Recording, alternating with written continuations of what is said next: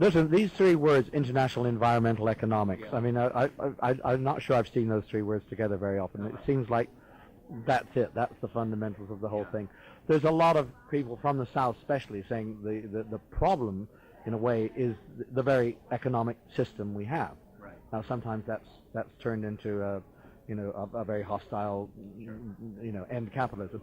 But if international environmental economics is to work, what is it going to take? We have all the elements, because economics is really about incentives and building on the power of markets, which do work. Since the market system as we know it began, a la Adam Smith, and transformed for the better in amazing ways, despite the fact that we have this major issue, the co-challenge of the century, which is helping 1.5 billion people get out of poverty, and the 2 or 3 billion that are still to come, and most of whom will be born in those places. So markets at their best work well. At their worst, they are exploitive, and many people get very rich and others don't. It would be absolutely wrong to say we should throw out markets and throw out something we call economics. That would be a very bad thing. What is right is to say, to build a new kind of economics that values equity, that values sustainability, that explores this very important point of what is it we value. Adam Smith was built around the idea of utility, happiness, over consumption, goods and services. And he was more sophisticated than that, quite more sophisticated, but that's how the sort of neoclassical vision of economics has come to be known. The exciting work in economics now, in behavioral economics, among sustainable economic leaders, a couple of institutes, certainly in the UK, that are on the forefront of this, is to rethink what it is that matters to us, rich and poor alike, build on the fact that, yes, many people do need more consumption. The poorest among us do need more consumption, but to put that in a broader perspective of our hopes and dreams for the future. Above all, markets and economic forces should map to local conditions. Bill, again, has written so beautifully about this in his book, Deep Economy. So it's very important in terms of power and power holders that at a local level we use markets, embracing technology. Environmentalists should be the most pro-technology people out there, solar, wind, all the rest of it. Embracing technology, but taking power of the economic forces that lead to better lives. Not easy, but that's how I view where we need to go. Presumably, two of the areas that are crucially involved in this are, one, the whole business of governance and policy, etc. Yeah. And presumably there's another area that is to do with changing behavior. How do those fit into the environmental economist's view of the world? It's quite tricky because, again, I think environmentalists sometimes fall into the trap, and I consider myself an environmentalist, of saying if only people were this way. And that logic extends to often saying, well, if we just show to people what they're doing to the earth or how bad it's gotten, they will change their behavior voluntarily. It's very important that we all lead lives that we feel are sustainable in the north, if you will, lower our carbon footprint. That's critical.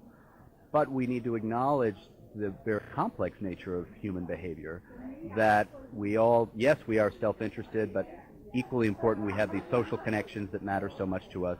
We get deep happiness. Data shows that among the things that give us most happiness are being around other people. It lengthens your life by several years if you're part of choirs and soccer clubs and things like that.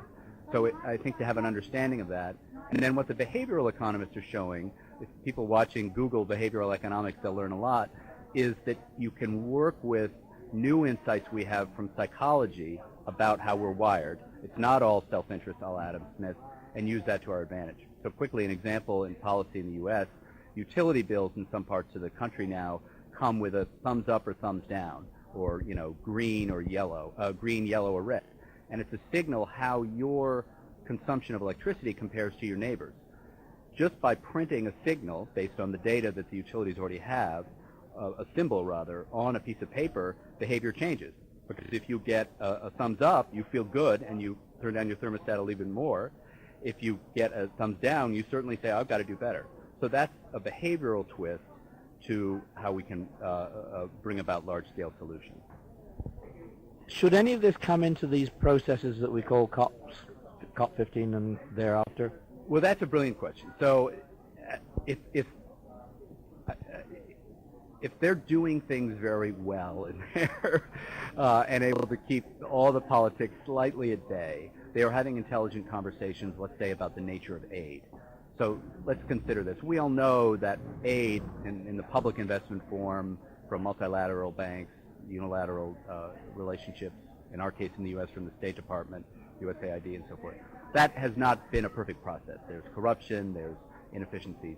So $5 million goes to some country to build schools. You don't necessarily get the schools you want. Private capital often works well. I mean, this is a place where markets work well. Really smart people who are responsible to stockholders and are trying to build solar panels in any country. That's what we want to harness. So a way to think about incentives and those types of institutional arrangements would be, in my case, I would say, tie the aid to perhaps investment subsidies you could give to countries, in my case, in the United States. So say we will adjust for, say, a risk premium of investing in building solar power plants in Ghana.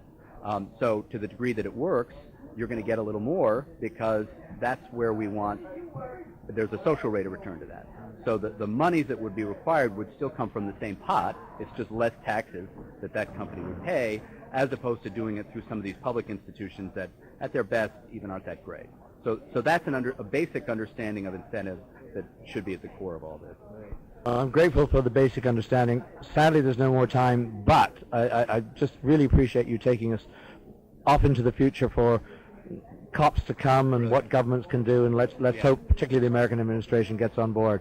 Keep track of a new website of mine, whatwedo.org, which is all about building solutions for the future. Right, and something called Solutions. Yeah, I think. a new journal, the Solutions Journal, and we'll have links to that on whatwedo.org. Fantastic. Brilliant. Thank you, John. Thank you.